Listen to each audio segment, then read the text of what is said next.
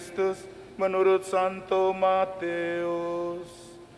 Dimuliakanlah Tuhan.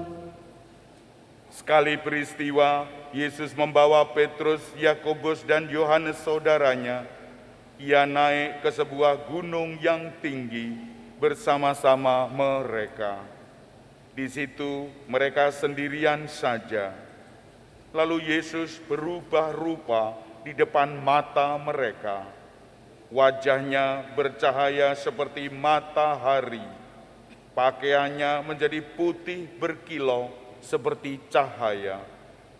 Lalu tampaklah kepada mereka Musa dan Elia sedang berbicara dengan Yesus. Kata Petrus kepada Yesus, "Tuhan, alangkah baiknya kita berada di tempat ini. Jika Engkau mau, biarkan aku mendirikan di sini 3 kemah. 1 untuk Engkau, 1 untuk Musa, dan 1 untuk Elia." Sementara Petrus berkata begitu, tiba-tiba turunlah awan yang terang menaungi mereka. Dan dari dalam awan itu terdengar suara yang berkata, "Inilah putraku yang terkasih, kepadanyalah aku berkenan, dengarkanlah dia." Mendengar itu tersungkurlah murid-murid Yesus dan mereka sangat ketakutan. Lalu Yesus datang kepada mereka dan menyentuh mereka sambil berkata, "Berdirilah, jangan takut." Ketika mengangkat kepala, mereka tidak melihat seorang pun kecuali Yesus seorang diri. Pada waktu mereka turun dari gunung itu, Yesus berpesan kepada mereka, "Janganlah kamu ceritakan penglihatan itu kepada siapapun, sebelum Putra Manusia dibangkitkan dari antara orang mati." Demikianlah Injil Tuhan. Terpujilah Kristus.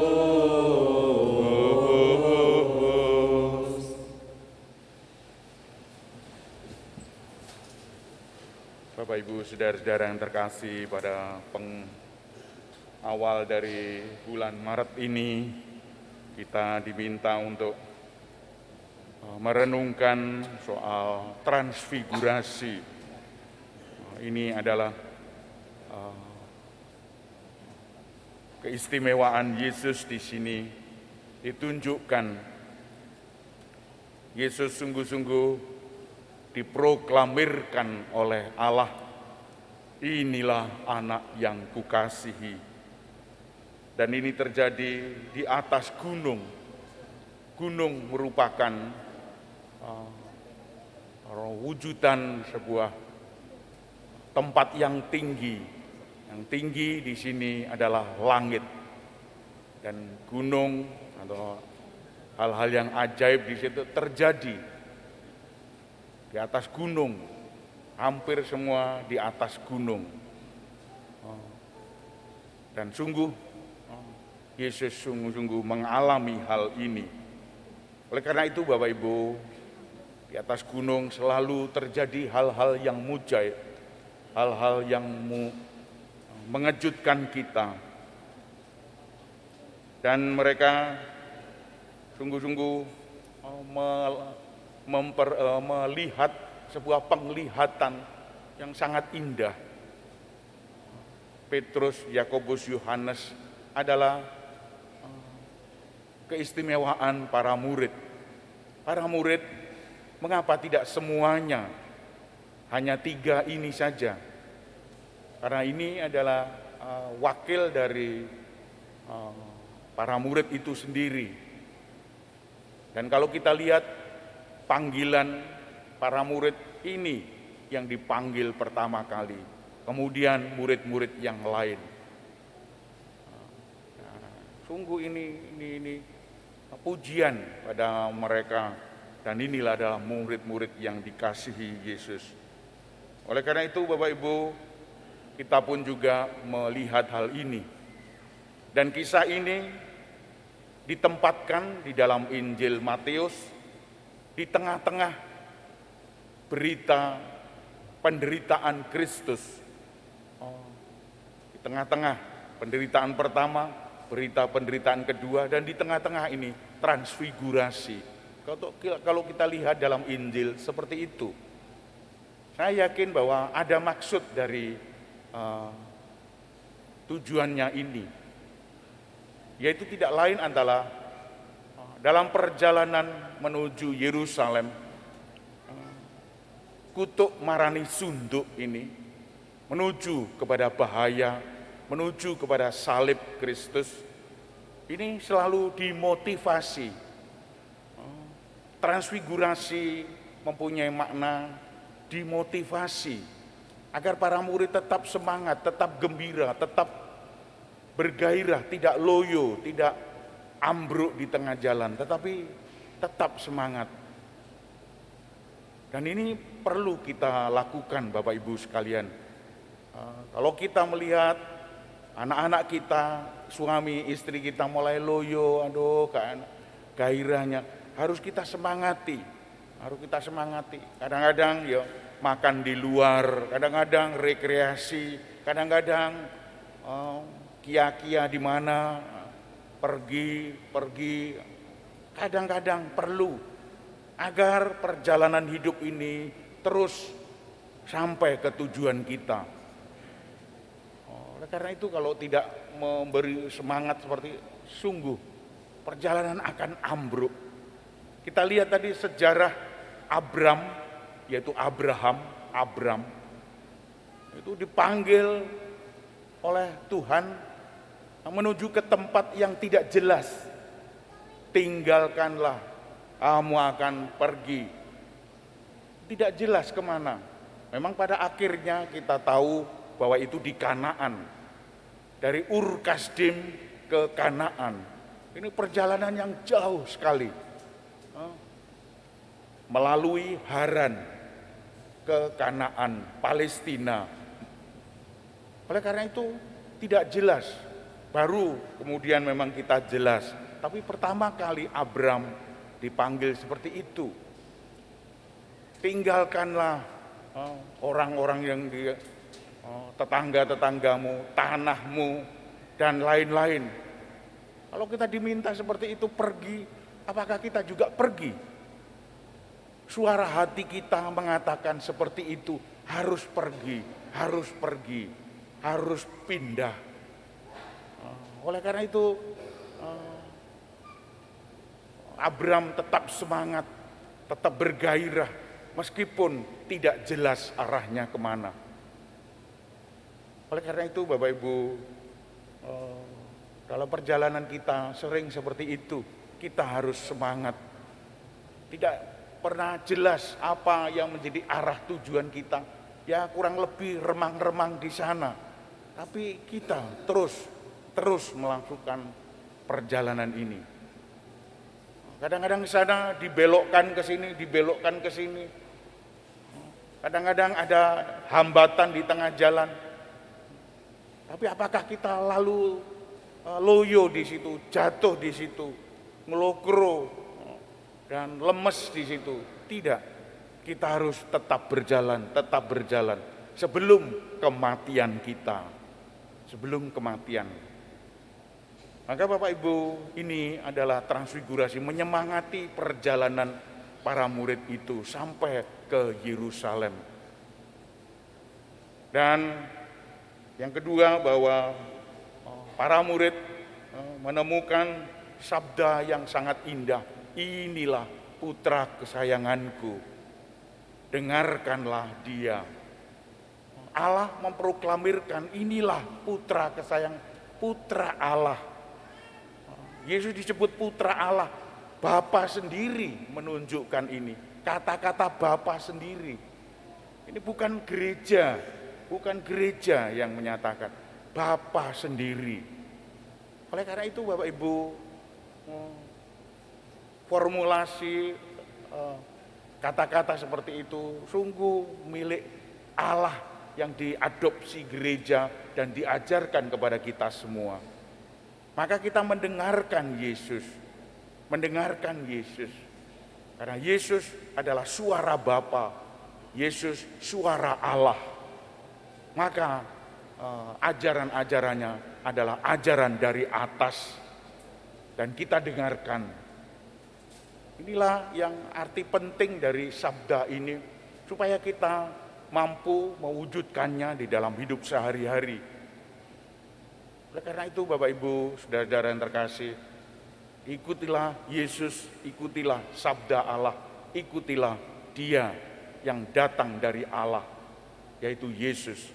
Maka mengikuti Yesus sungguh-sungguh mengikuti Allah, bukan sekedar manusia, meskipun sejajar dengan para nabi, Elia, Musa, meskipun sejajar, dialog 3 orang ini, kesejajaran mereka muncul di sana. Oleh karena itu Bapak Ibu, kita tidak bisa memungkiri bahwa Yesus adalah Allah. Mereka tidak saling mengenal. Kok bisa ngomong-ngomong orang bertiga? Pakai bahasa apa ini? Musa tahun yang zaman tidak enak, Yesus di zaman Masehi ini. Bisa berdialog. Ini kalau tidak hal-hal yang indah diwujudkan, tidak bisa mengerti. Oleh karena itu Bapak Ibu, ikutilah Yesus, dengarkanlah Dia. Kadang-kadang orang-orang tidak bisa mengikuti hal semacam ini. Karena ada orang yang pindah agama, kita singkirkan. Yesus tidak mendirikan agama Katolik, tidak mendirikan agama Kristen. Yesus hanya mengajarkan kasih, cintailah. Mencintai musuh-musuhmu. Ini ajaran Yesus. Berdoalah bagi mereka yang menganiaya kamu. Kalau agama lain, kalau umat lain mencintai musuh, kalau umat lain mendoakan mereka yang menganiaya, itu dijiwai semangat Kristus. Maka tidak boleh saling membenci, saling mengucilkan. Meskipun agama Katolik, agama Kristen mengikuti Yesus, tapi dialog-dialognya, tutur kata bersama dengan masyarakat berbau tidak enak. Meskipun juga di dalam hidup sehari-hari tidak menunjukkan mengikuti Kristus, dia pun juga bukan orang Katolik, bukan orang Kristen. Ini adalah dialog dari Bapa kepada putranya, dan ini adalah kita ikuti. Oleh karena itu mengikuti Kristus, mengikuti cinta kasih, mengikuti belas kasih Allah. Oleh karena itu Bapak Ibu, ini harus disadari sebagai permenungan kita. Dan yang terakhir, mereka di atas gunung, lalu mereka menyaksikan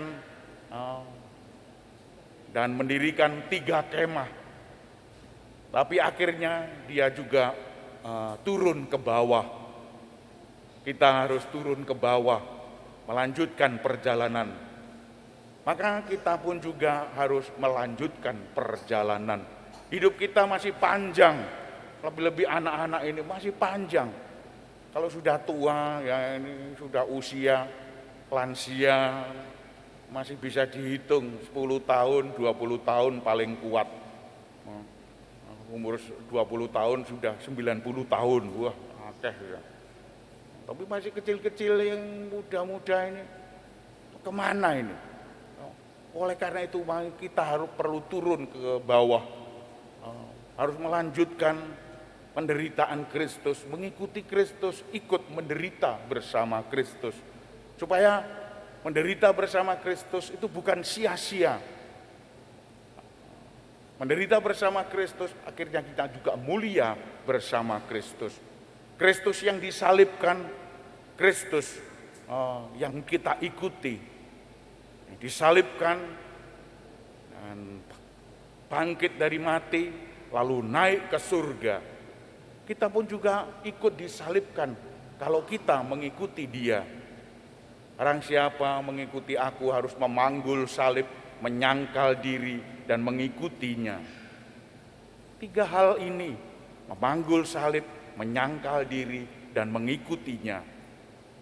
Ini kita ikuti di dalam salib itu. Maka salib bukan jin setan, salib bukan jin ndas gelundung, bukan. Salib adalah keselamatan, kebahagiaan bagi kita. Oleh karena itu kita ikuti salib ini. Dan salib ini sungguh-sungguh diwartakan dalam bacaan kedua. Ikutlah menderita bersama salib Kristus. Karena dengan penderitaan itu kita ikut bahagia, ikut bangkit, mulia, bahagia di surga. Inilah inti dari pewartaan salib itu. Oleh karena itu Bapak Ibu, saudara-saudara yang terkasih, ajaran-ajaran Kristus yang sungguh mulia ini kita diharapkan semua mengerti bahwa transfigurasi membawa kita kepada salib Kristus untuk keselamatan kita semua. Apapun itu diselamatkan. Siapa saja yang punya kehendak baik mengikuti cinta kasih, belas kasih Allah itu diselamatkan. Kita tidak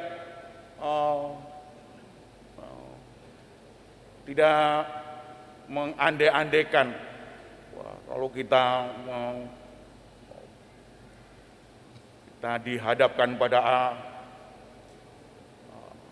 penderitaan semacam itu, kita akan lalai, kita akan sirna. Tidak, kita tidak akan sirna, tidak pupus. Kita menderita, ada manfaatnya untuk kita sendiri, untuk keselamatan orang-orang yang punya kehendak baik.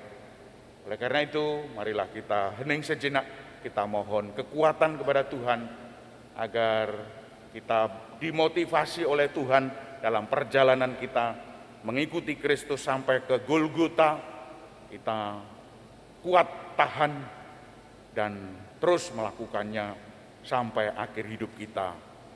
Tuhan memberkati kita. Amin.